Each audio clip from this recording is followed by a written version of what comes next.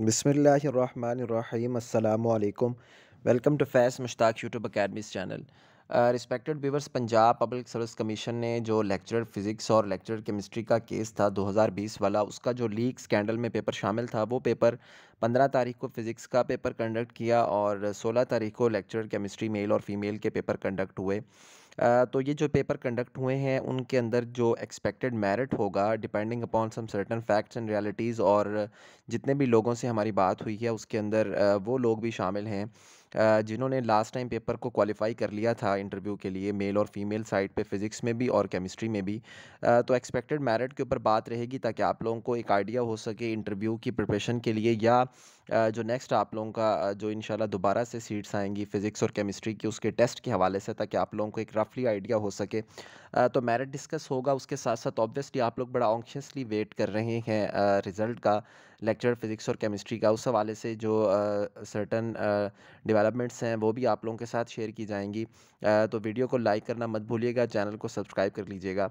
सबसे पहले हम बात करते हैं एक लेक्चर फ़िज़िक्स और लेक्चर केमिस्ट्री के हवाले से। एक अहम बात ये है कि काफ़ी ज़्यादा लोगों की इस पेपर की में ज़्यादा प्रिपरेशन नहीं थी, क्योंकि पंजाब पब्लिक सर्विस कमीशन ने ऑलमोस्ट 8-9 दिन पहले ही ये अपने प्लानर के अंदर अपडेट किया था कि, और अचानक से हाई कोर्ट के अंदर भी फ़ैसला बड़े चुपके के साथ, खामोशी के साथ हाई कोर्ट से बात पीपीएससी तक गई और पीपीएससी ने बड़ी खामोशी से इस पेपर को प्लान कर दिया था। लिहाजा बहुत ज़्यादा लोगों को टाइम नहीं मिला इस पेपर की अच्छी तैयारी करने का।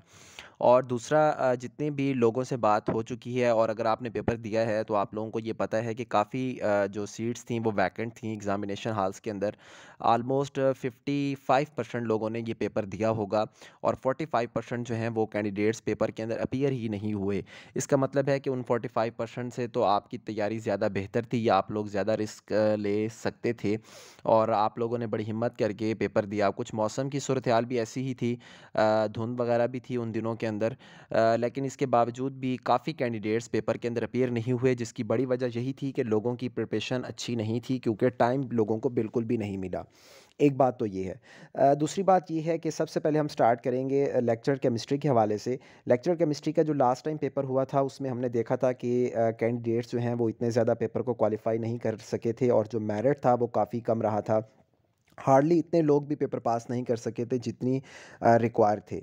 इस दफ़ा भी कोई सूरत हाल मुख्तलिफ नहीं है, स्पेशली जो लेक्चरर केमिस्ट्री मेल है, उसमें जितने भी मेल से बात हो सकी है उनका पेपर कोई अच्छा नहीं रहा, और आई थिंक ये जो मेरिट है केमिस्ट्री मेल का वो 40 से ज़्यादा 42 43 तक जा सकता है, इससे ऊपर नहीं जा सकता। और ऐसी भी पॉसिबिलिटी है कि लेक्चरर केमिस्ट्री के मुकम्मल एक दफ़ा फिर से उतने लोग भी क्वालिफाई ना कर सकें जितने के रिक्वायर होते हैं, एक सीट के ऊपर 5 लोग। लेकिन फिर भी अगर ज़्यादा भी लगा लिया जाए तो मेरिट 42 एंड हाफ या 43 तक जाएगा। तो जो लोग भी इस रडार के अंदर आ रहे हैं उन लोगों को इंटरव्यू की अच्छी सी प्रिपरेशन स्टार्ट कर देनी चाहिए। लेक्चर केमिस्ट्री मेल में जो जीके का पोर्शन था वो भी काफ़ी टफ था और काफ़ी क्वेश्चंस न्यू उसके अंदर भी शामिल किए गए थे, जबकि लेक्चरर केमिस्ट्री फ़ीमेल के पेपर की अगर बात की जाए तो उनका जो पेपर था वो कदरे बेहतर था लेक्चरर मेल केमिस्ट्री वालों से, और उनका जो मेरिट है वो 45 तक जा सकता है। ये सूरत हाल है केमिस्ट्री की, लेक्चरर केमिस्ट्री की 45 टू 48 तक वो वेरी कर सकता है, जबकि अगर मेल की बात की जाए तो वो 40 से लेके 42 एंड हाफ या 43 तक जा सकता है। लेक्चर फिजिक्स के पेपर की अगर बात की जाए तो लेक्चर फिजिक्स का जो लास्ट टाइम पेपर हुआ था वो न्यूमेरिकल बेस्ड पेपर था, और काफ़ी लोगों को वो पेपर आता था, न्यूमेरिकल के फार्मूलाज आते थे, लेकिन उनके पास कैलकुलेशंस का टाइम नहीं था। लिहाजा वो लोग पेपर को टाइमली सॉल्व नहीं कर सके, मैनेजमेंट उनकी बेहतर नहीं हो सकी।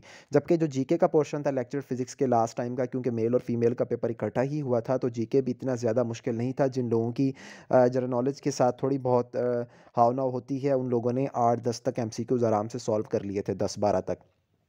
इस दफ़ा जो फ़ीमेल का पेपर हुआ, लेक्चरर फ़िज़िक्स में जो फ़ीमेल का पेपर हुआ था, उस पेपर को अगर हम देखें तो उसमें जो जीके पार्ट था वो कदरे बेहतर था, वो कदरे आसान था। जबकि जो लेक्चरर फ़िज़िक्स का जो फ़ीमेल में फ़िज़िक्स का पोर्शन था 80% जिसकी हम बात करते हैं, सब्जेक्ट बेस की बात करते हैं, वो पेपर देखने में मेल के पेपर से ज़्यादा आसान लग रहा था।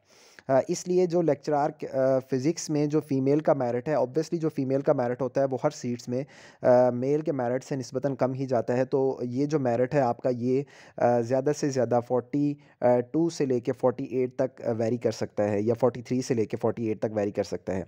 ज़्यादा से ज़्यादा ये मेरिट आप लोगों का 47 48 से ऊपर नहीं जाने वाला। तो जो भी फ़ीमेल्स हैं जिनका पेपर इतना हो चुका है कि वो उन्हें ये आइडिया हो कि उनके मार्क्स जो हैं 45 46 47 तक जा सकते हैं, उन लोगों को इस पेपर की प्रिपरेशन कर देनी चाहिए। लास्ट टाइम जो लेक्चर फ़िज़िक्स में फ़ीमेल का मेरिट था वो 42 एंड हाफ़ या ऑलमोस्ट 43 था, और वो जो पेपर था वो काफ़ी इस हवाले से तो ईज़ी था कि उसके अंदर जो क्वेश्चन थे वो सब लोगों को पता थे कि ये क्वेश्चन यहाँ से आए हैं। लेकिन इस दफ़ा जो फ़िज़िक्स का पेपर बना गया, उसके अंदर एफएससी भी थी, उसके अंदर बीएससी भी शामिल थी, उसके अंदर एमएससी के भी सब्जेक्ट शामिल थे, जिसके अंदर उसने जो एग्ज़ामिनर है उसने एमएमपी से क्वेश्चन भी उठाए, एसएसपी से क्वेश्चन भी उठाए, टीएसपी से क्वेश्चन भी उठाए। तो तमाम चीज़ें ऑलमोस्ट कवर थीं, जिसने इस पेपर को काफ़ी कंपोज़ बना दिया था। जबकि अगर हम लेक्चर फिजिक्स मेल के पेपर की बात करें, तो उसका जीके पोर्शन काफ़ी ज़्यादा टफ था। इवन कि जो लोग जनरल नॉलेज के पेपर देते हैं, जनरल सीट्स के पेपर देते हैं, उन्हें भी ये जनरल नॉलेज के क्वेश्चन काफ़ी टफ लग रहे थे। सिर्फ कुछ क्वेश्चन जो थे वो इजी थे, जबकि जनरल नॉलेज जीके के पोर्शन की स्पेशली बात करें, करंट अफेयर्स के पोर्शन की बात की जाए, तो वो काफ़ी टफ क्वेश्चंस थे। ये पोर्शन आपका टफ था। जबकि जो फिज़िक्स का पोर्शन था वो भी अगेन कंपोज्ड था। उसके अंदर एफएससी भी शामिल थी, बीएससी भी शामिल थी, एमएससी भी शामिल थी, और पेपर जो था वो काफ़ी प्रोफेशनल किस्म का बना हुआ था, जिसके अंदर नन ऑफ दीज़ के ऑप्शन ने भी ऑब्वियसली काफ़ी कैंडिडेट्स को कंफ्यूज किया फिज़िक्स और केमिस्ट्री के पेपर में। तो ये भी एक बड़ी चीज़ है जो कि मेरिट के ऊपर असरअंदाज होगी डेफिनेटली, क्योंकि जो नन ऑफ दीज़ का ऑप्शन होता है वो हमेशा से कन्फ्यूजन क्रिएट करता है कैंडिडेट के लिए कि वो अब क्या करे, क्योंकि एक सिचुएशन जो है आपके लिए वो नन में चली गई है, और बाकी 3 सिचुएशंस के अंदर आपने चीज़ को एनालाइज़ करना है। स्टेटमेंट्स भी कुछ जो हैं वो ऐसी थी जो कि पेचीदा करने वाली थी, या इतना टाइम नहीं होता। न्यूमेरिकल्स भी 5-6 थे, लेकिन वो सॉल्व किए जा सकते थे।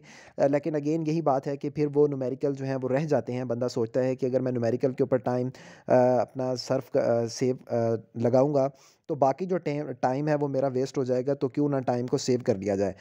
तो जो लेक्चरर फिज़िक्स का जो लास्ट टाइम मेरिट था वो 44.75 मेरिट था।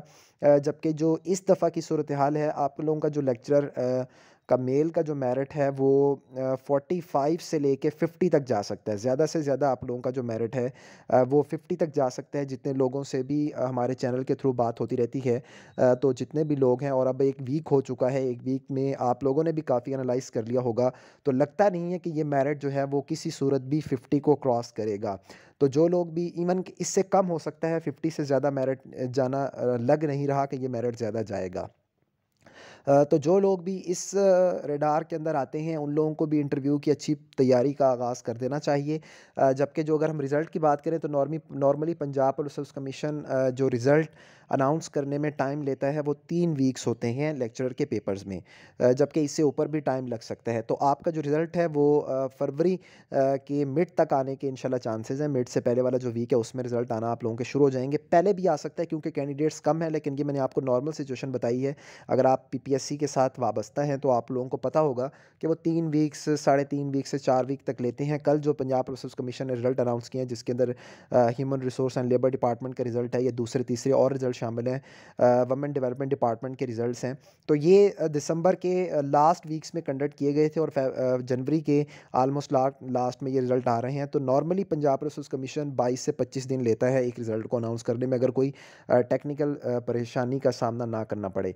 तो इन कंक्लूजन जो केमिस्ट्री मेल का मेरिट है वो 40 से लेके 42 तक जा सकता है, या 42 एंड हाफ तक जा सकता है। फ़ीमेल का जो मेरिट है वो 45 तक जा सकता है।